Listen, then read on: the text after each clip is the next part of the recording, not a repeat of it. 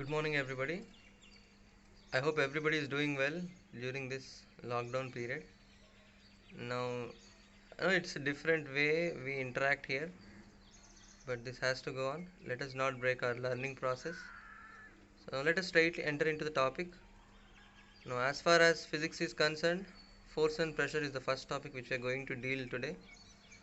And before understanding the technical meaning of the word force, let us have some general view about it. Generally, the word force is used in a kind of a negative expression. Like let me say, I don't want to study, so I feel as if my parents are forcing to me so that I can study. Or in other way, sometimes you don't want to eat certain vegetables or certain kind of foodstuffs, but you are forced to do it. So there are many other kind of examples which you can think about wherein the word force is used in a negative kind of expression. But as far as physics is concerned, it's a different thing altogether. So before coming to an understanding about the force in detail, now we shall try to find out how this is connected to us with whatever we have learned earlier. So if you remember, in our grade 7 we had this topic motion and time. So in this chapter we studied like what is distance, like how far the object moves and what speed it moves, all those things.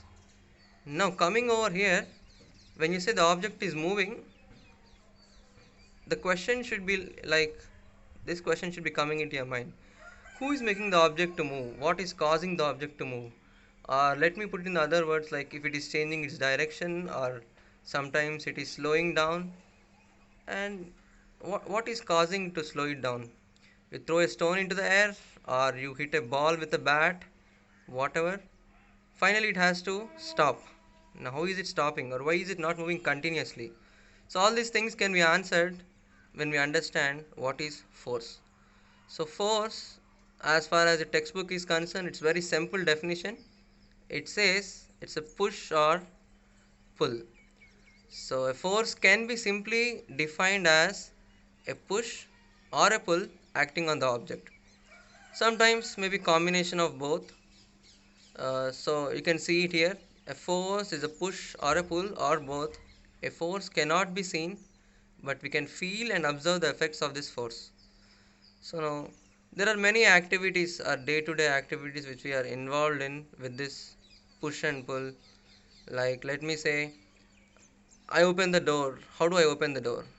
Either I push it or pull it, or you move an object, you move a table, and you move a chair, and sometimes you draw water from the well. You see typical examples.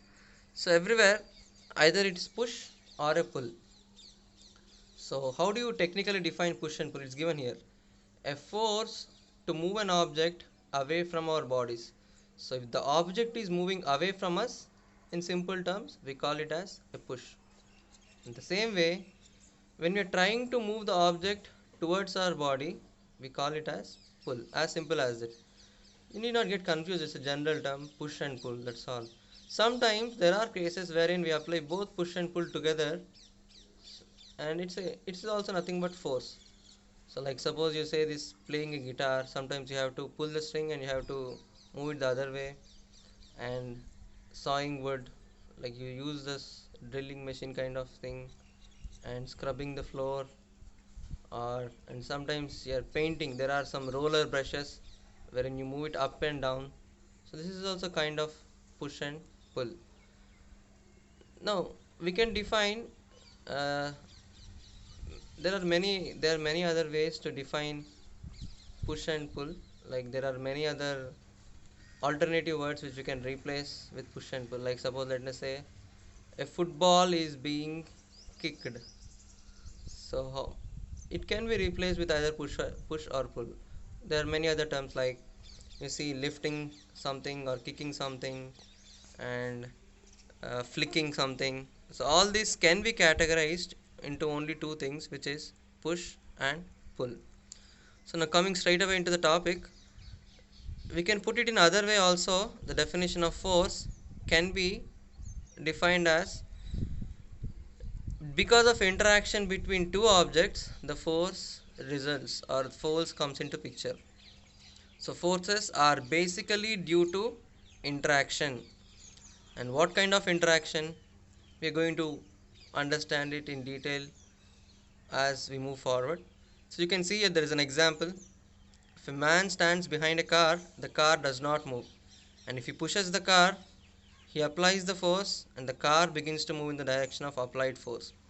So we can see there are two objects here, the man himself and the car, and he is pushing the car. So force is defined in this way.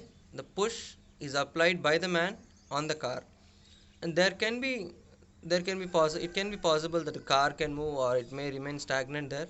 It depends on what amount of force, all the other factors. But right now try to understand the definition of force.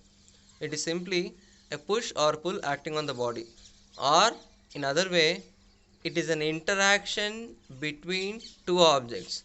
The interaction can be either a push or a pull. Now let us understand it in a more better way.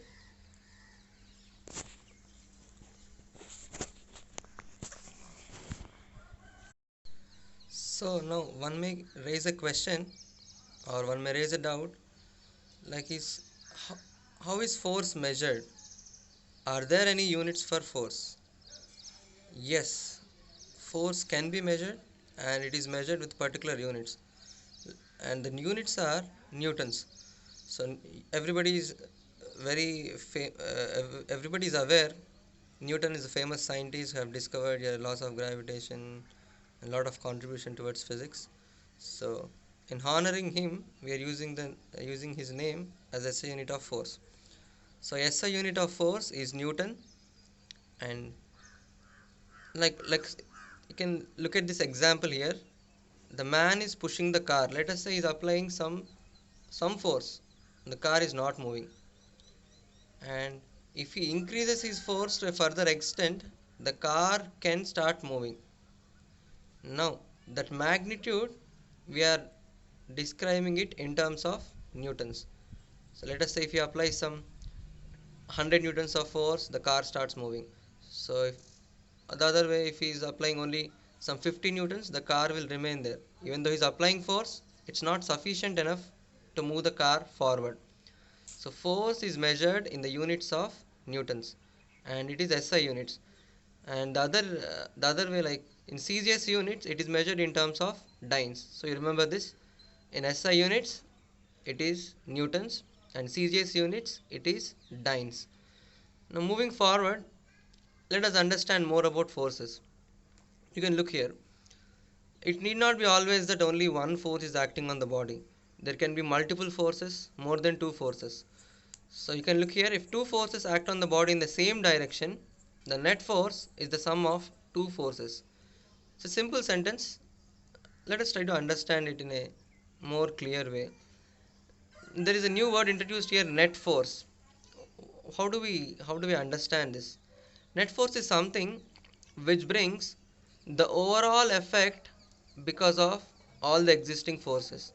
Like suppose you are pushing a car alone, the car may not move, or sometimes it may move. Let me say a friend is also joining with you and he is also applying some force on the car. So what happens now is the car starts moving easily compared to whatever you are trying to move it alone. The reason is the combination of both the forces which are acting in the same direction, it is able to produce a net effect because of which the car is moving. So net force is something which we are talking about, a net effect. So there are multiple forces acting, and when they are acting in the same direction, they are to be added, like F1 plus F2 here. So this is a kind of unbalanced force. So we have got introduced another term here, unbalanced force. Now how do you understand this term unbalanced force? So unbalanced force is something which is causing motion in the object, or which is changing the state of motion of the object. Like suppose the car is in the rest initially, yourself and your friend started applying force and it starts moving. So it is moving from the rest to motion. So this is we say because of the application of unbalanced force. In the same way, sometimes unbalanced force can change the direction, and sometimes it can change the shape, all those things. We'll understand this in more better way when we understand the effects of forces. But right now, you have to understand two things here very clearly. When the forces are acting in the same direction, whatever may be the number of forces, they are supposed to be added. In this figure it is shown F1 and F2, and you observe the direction is same towards your right. And let me say one more force is there, F3, and towards the right, so the net force becomes F1 plus F2 plus F3. So if they are acting in the same direction, the net force increases. Okay, now we'll look into the other case, which is balanced force. Now observe the figure first. You have got F1 towards right and F2 towards left, so they are acting in opposite direction. Unbalanced forces are acting in opposite direction, and you have to subtract now. Simple math. If they are acting in same direction, add. If they are acting in opposite direction, you have to subtract. How do you do it? The net force is the difference between two forces and is exerted in the direction of larger force.